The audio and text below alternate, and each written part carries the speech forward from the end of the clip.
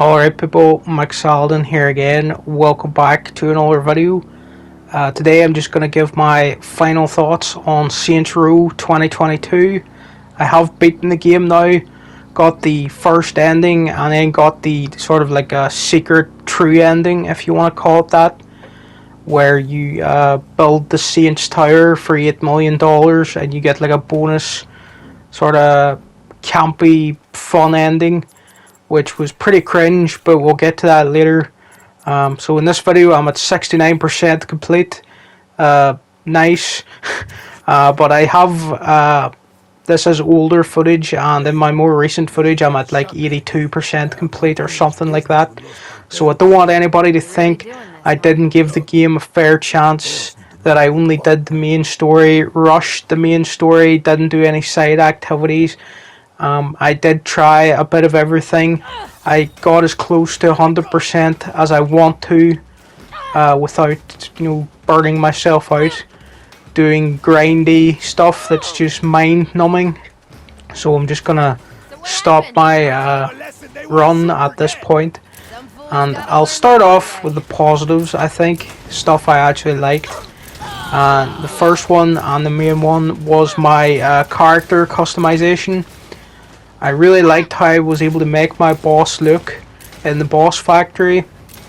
I liked being able to import it and have it ready made, so when the game finally did come out I was able to just jump into it, didn't have to spend too long in the character creator.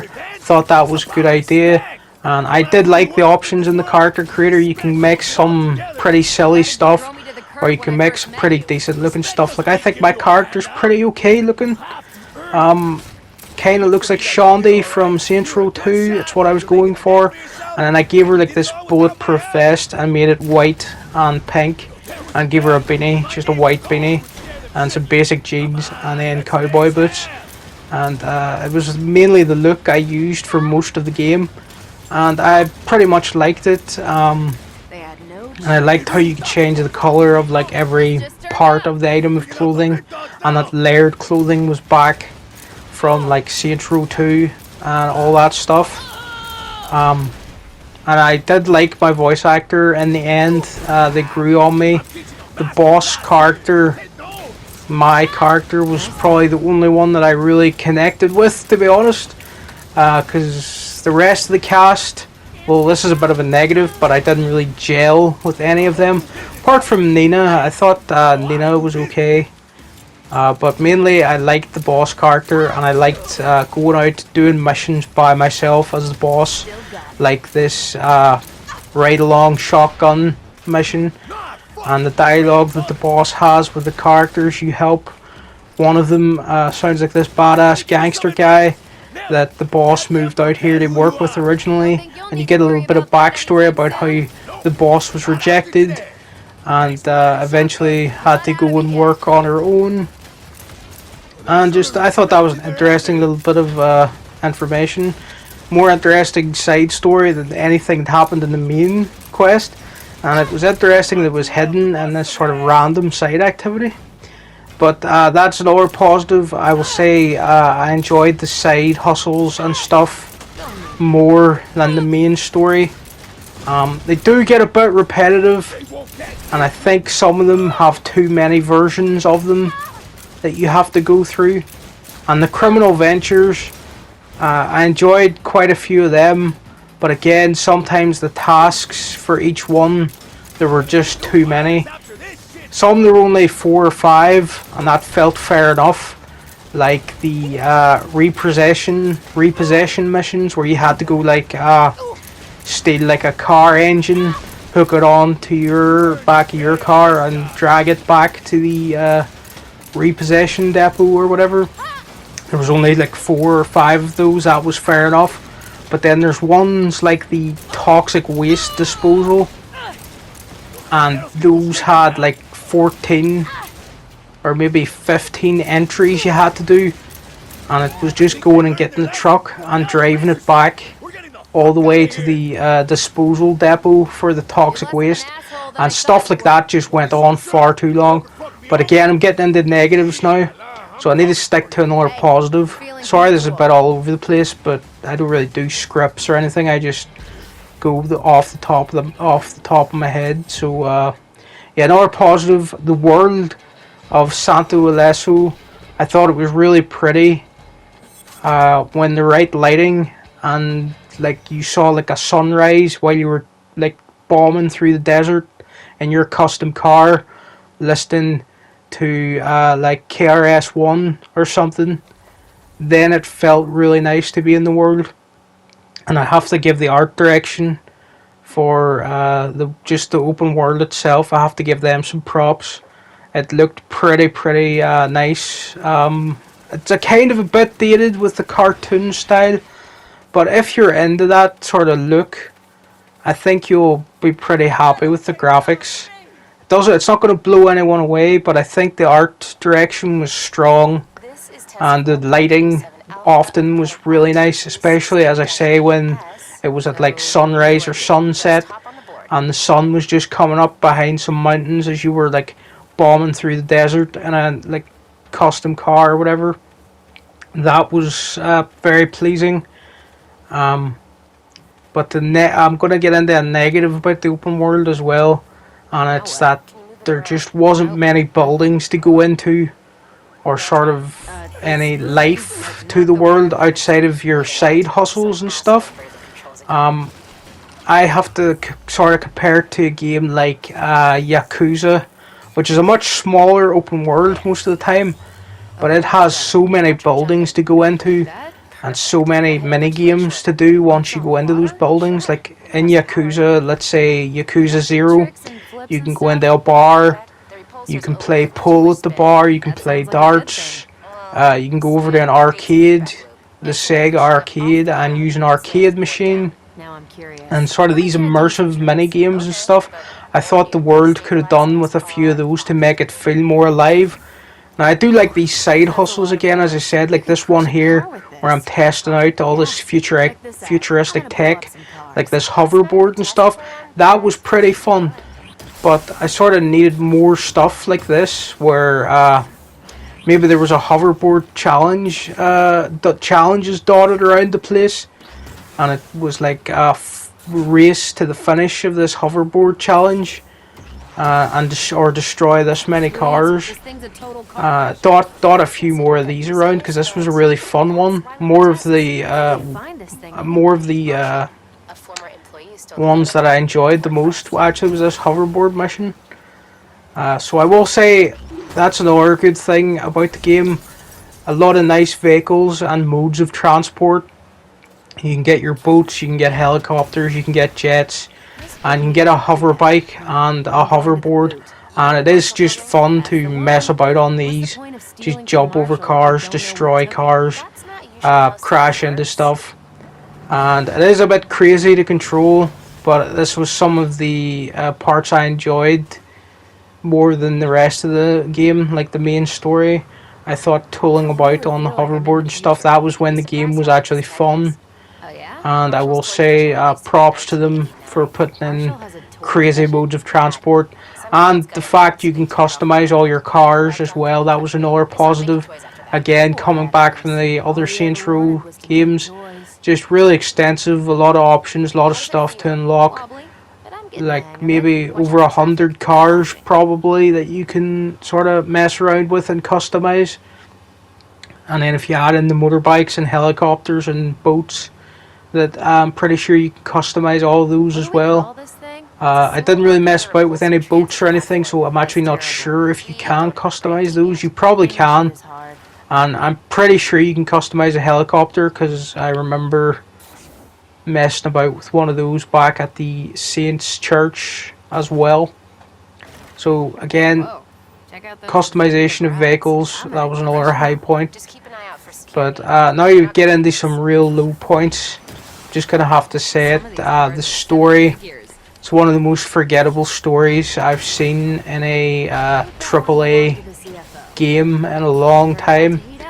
Like, I've just finished it this weekend, and I would struggle to tell you the names of people involved, to tell you the structure of the missions, to tell you what the goal of the game really was, aside from building your empire.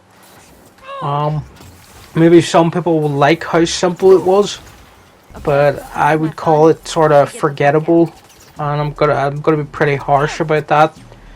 It's just one of the most basic crime game plots ever.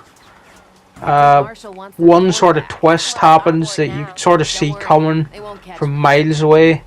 Not gonna spoil that, even though I'm pretty sure most people won't care about the plot, but very obvious twist. It's meant to be the big oh my god moment. Can't believe that happened.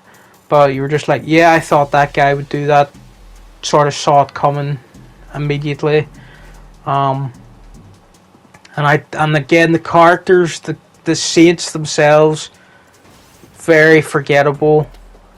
I can't even remember their names apart from Nina. Or is that even her right name?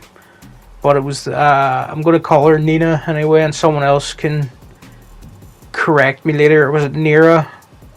Or something like that. Again, this is just more evidence that the characters were not that fleshed out, that I've sort of forgotten their names, and I just finished the game like yesterday. But yeah, there was the guy with glasses who was a bit of a nerd, and some of his side missions were fun. The ones where you had to go to a live action roleplay tournament thing, that was pretty funny. But again, apart from that, I don't really remember that character that well. He didn't really feel like someone who would join a street crime empire. And then there was the guy, the shirtless guy, who was a DJ. Really could tell you nothing about him, really.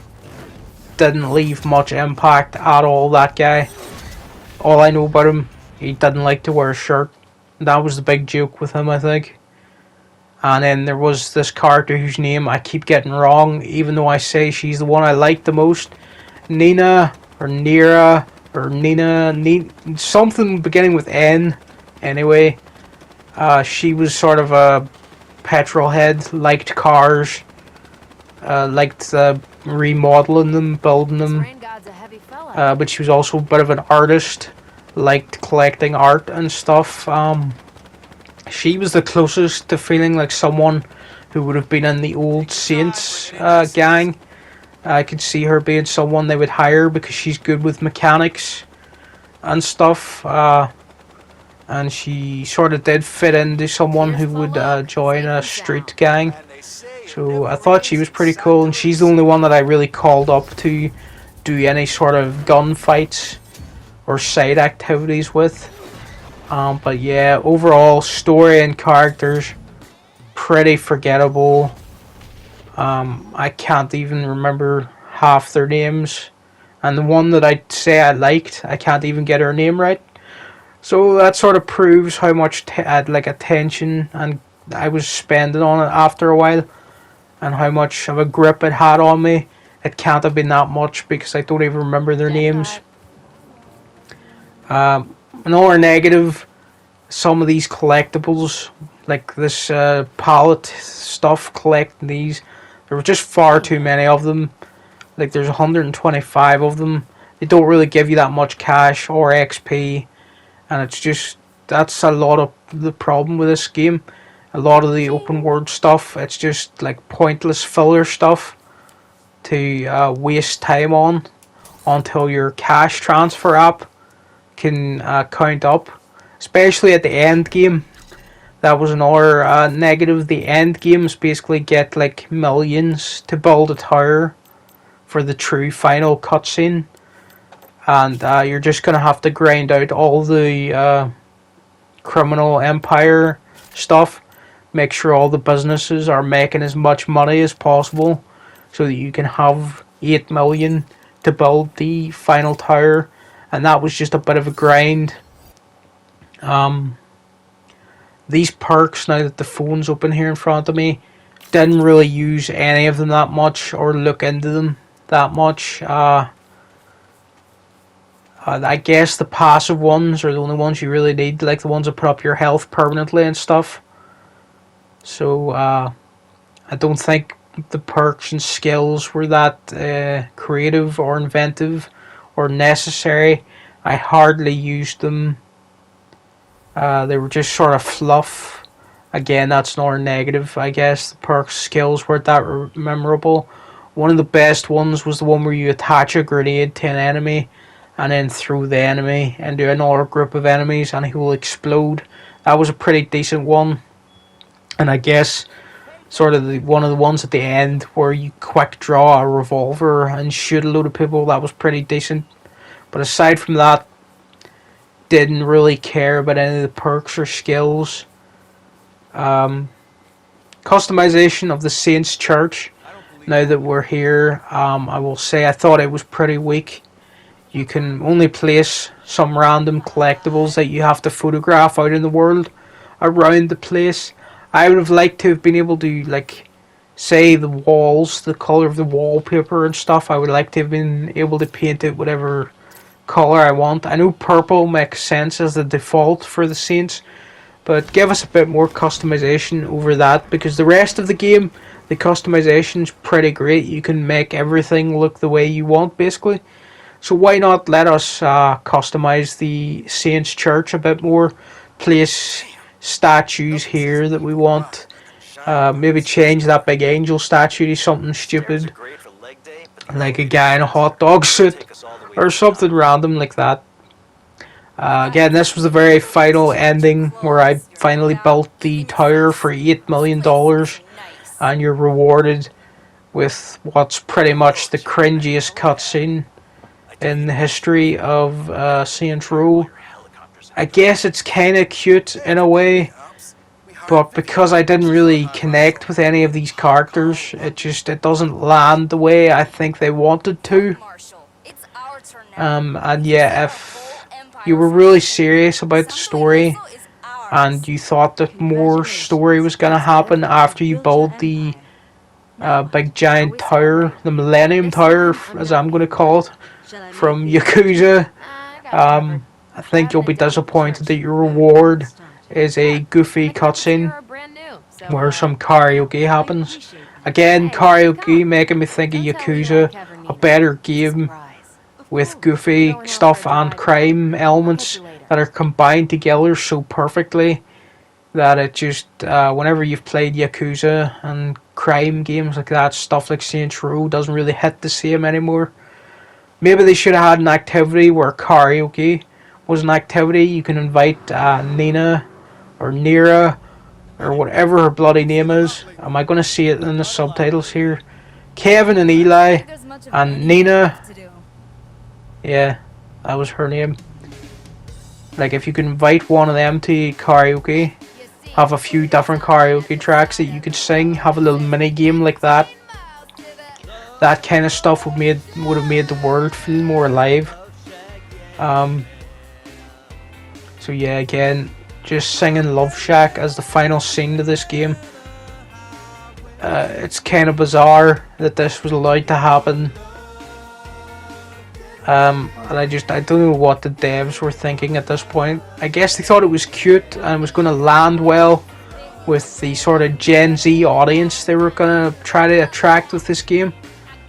But I really don't think it's going to sell that well after the reviews and after the core fanbase had such a strong backlash to it after the very first trailer.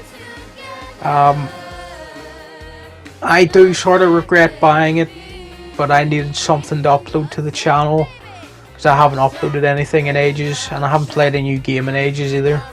And I will say there was some fun to be had with the side activities and side hustles. And the soundtrack of the game was good. I liked a lot of the radio stations, the old school hip hop one, and the sort of what would you call it? The electronic 80s electronic music. Why is the word for it going out of my brain? It's all the sort of stuff John Carpenter you would expect from a John Carpenter film. Synthwave, that's it. The synthwave radio station. It was pretty good along with the old school hip hop one. So the best moments of the game were driving around, listening to that music, out in the desert, trying to do random stunts like barrel rolls and just messing around like that. That's when the game was actually enjoyable. But then you'd have to sort of do a main story mission which was often pretty bugged. That's another thing I didn't really get into because I think everybody heard about it already. But there are bugs all over the game.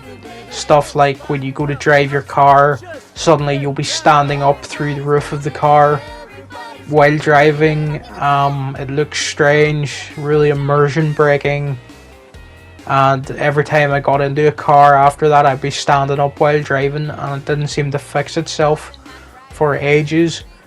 Other glitches and bugs were sometimes enemies you were supposed to fight would spawn in a really strange location, like on top of a roof or on top of a freeway. And if you tried to leave to get up to a vantage point to be able to shoot these people, the game would say you were leaving the mission area. And it just seemed like it was impossible to get near those enemies to be able to finish the mission sometimes. But I did eventually get onto a roof, and just luckily managed to wait for the enemy to poke their heads out from behind cover from like their really strange high up position, and I got past missions like that. But I bet some people got to that mission where the police just spawned on a freeway and you can't really get up near them to take them down, and I'd say some people just couldn't do it, were frustrated and turned the game off at that point and didn't come back to it after that happened to them, and I don't really blame them, to be honest. Again, I will say I really like how my character looks here in cutscenes and stuff, so the character customization is pretty decent. And one final thing, not all the main missions were bad. There was one where you were taking down the train. That was cool. Then there was the one where you had to get in the tank near the end and just create mayhem. Getting in a tank's always fun. But a lot of the missions, they were too samey. Too much drive to a place, shoot all the same looking people you've been shooting for the past however many hours, and just repeat that over and over again. And if the shooting was absolutely amazing, that wouldn't be too bad. But because it was kind of average, you got bored of it pretty quickly. Overall, I'd have to give this a 6 out of 10. I was thinking a 7 for a while, but it's not going to stay with me, this game. So yeah, 6 out of 10. Thanks for watching, people. I'll see you again next time with another video.